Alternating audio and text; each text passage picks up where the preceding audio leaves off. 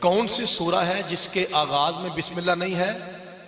سورہ توبہ. توبہ وہ بھائی نہیں بول رہے، سورہ اللہ آپ کو سلامت کرے. مولوی صاحب کیا وجہ ہے کہ اس سورت میں بسم اللہ نہیں ہے؟ تو عام طور پہ بھائی نوجوانوں، ماتمیوں، بھائی شیعہ سنی بھائیوں، قرآن تو سب کا سانجا ہے، تو عام طور پہ جواب یہ دیا جاتا ہے کہ اس سورہ کا آغاز جو ہے وہ بڑی شدت کے ساتھ ہے، سختی کے ساتھ ہے، نفرت کے ساتھ ہے، بیزاری کے ساتھ ہے، برات کے ساتھ ہے. اس لیے اللہ نے اپنے آپ کو یہاں پہ رحمان اور رحیم کہنا مناسب نہیں سمجھا. میں آپ کو الفاظ بتاتا ہوں. سخت ہے چونکہ تو ذرا اس لیے پھر وہ نہیں ہے. اچھا الفاظ کیا جی؟ براۃ من اللہ و رسولہ. یہ لہجہ پڑھنا ضروری تھا تاکہ ذرا آپ کا وہ ایسے ہو جائے. کیا ملک صاحب کیا الفاظ ہے؟ صدقے جامع. براۃ من اللہ و رسولہ. اللہ اور اس کا رسول تبرہ کرتا ہے، بیزاری کا اعلان کرتا ہے. من المشرکین جامع من المشرکین. اچھا تو مولوی صاحب یہ وجہ تھی. ہو سکتا ہے بابا جی یہ بھی وجہ ہو، میں اسے ڈینائی نہیں کرتا، لیکن اصل بات کیا ہے وہ میں آپ کو بتاتا ہوں.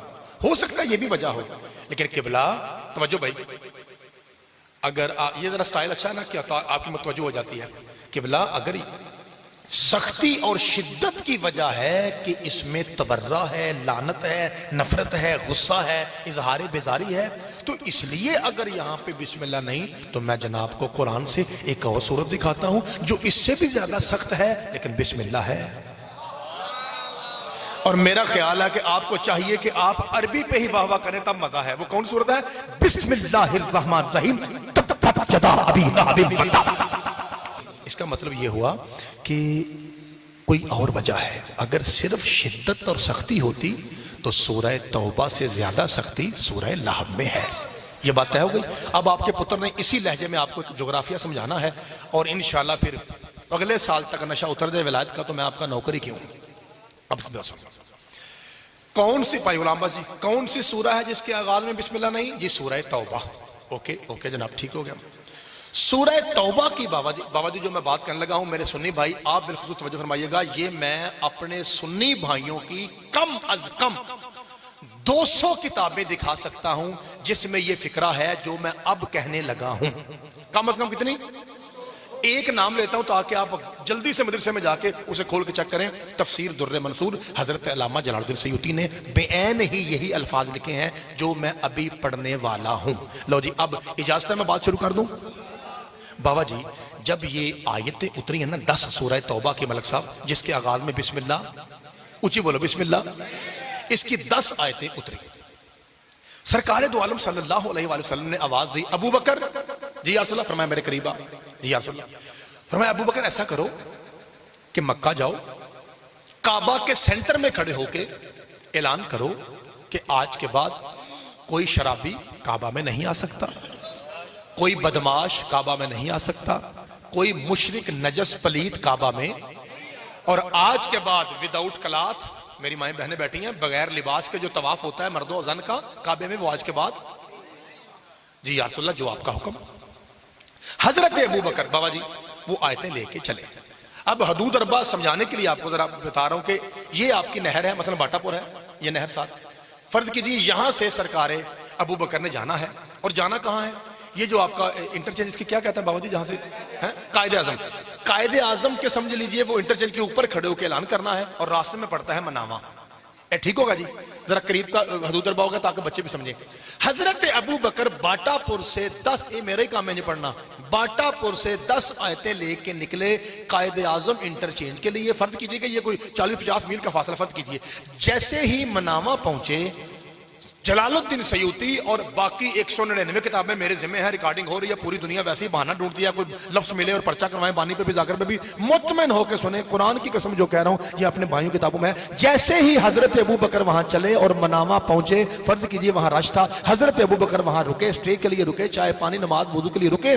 ادھر سے جبریل نازل ہوا. ویکھنا میرے لوجے جبریل نازل ہوا اور نازل ہو کہتا ہے یا رسول اللہ، اللہ درود و سلام کے بعد کہتا ہے یہ جو 10 آیتیں ہیں نا سورہ توبہ کی، اللہ کہہ رہا ہے اسے کائنات میں صرف 2 پڑھ کے سنا سکتے ہیں، یا محمد جا سکتا ہے یا اسے بھیج جو محمد جیسا ہے.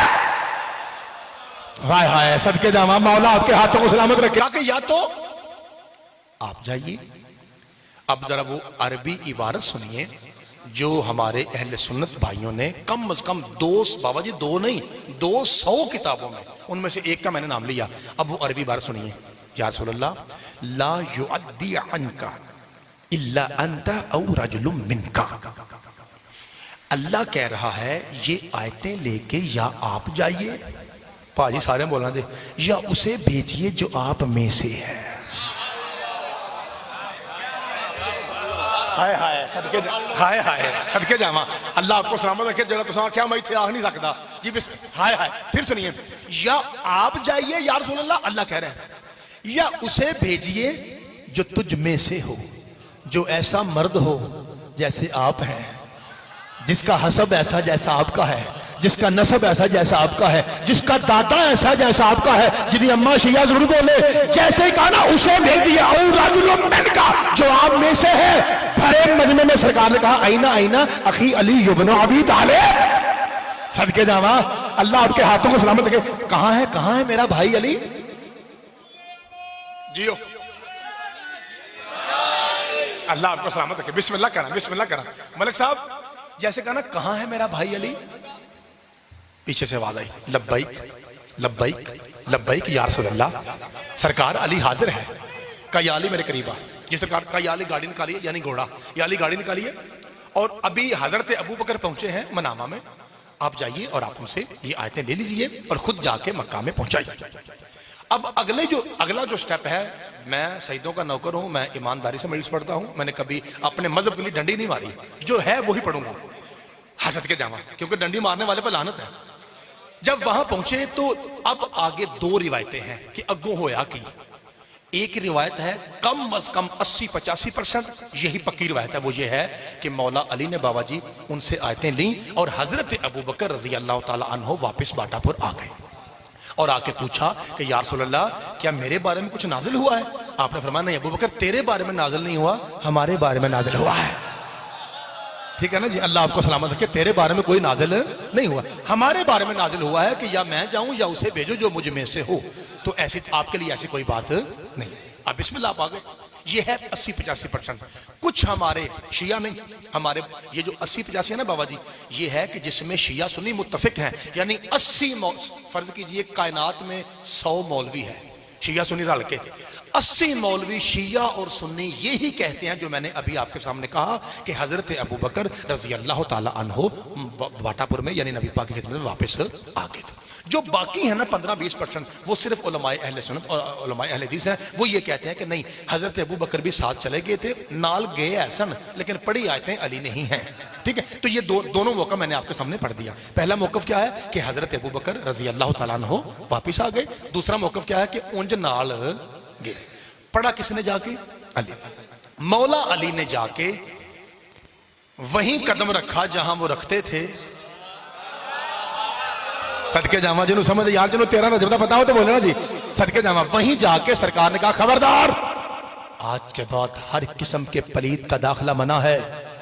نہ کوئی کافر آئے گا، نہ کوئی مشرک آئے گا، نہ کوئی سابقہ شرابی آئے گا. بابا جی جا کے ہاں صدقے جاواں. اب آپ کو سمجھ آ رہا ہے کہ مولا علی کیوں گئے تھے؟ مولا نے کہا کہ جس نے کبھی بھی شراب پی ہو نا، کبھی بھی،